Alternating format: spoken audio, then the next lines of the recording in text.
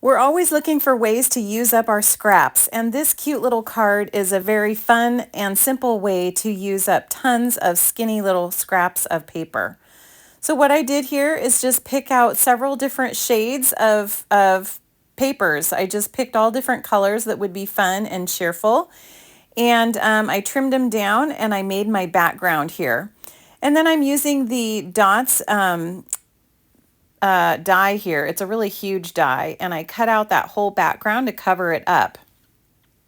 Then I grabbed a balloon from the Beautiful Balloons dies, and I just cut out that balloon to just do a simple happy birthday sentiment on the front, and then we're just going to put a few gems on there and it'll be finished.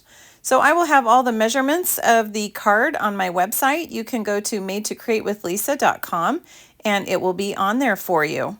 So I hope you get some fun ideas. I'm always hoping to just inspire you to use what you have and make some of your own cards with these ideas.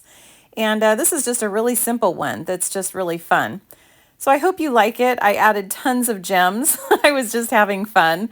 Added lots of different colors, and yeah, it's just a fun one.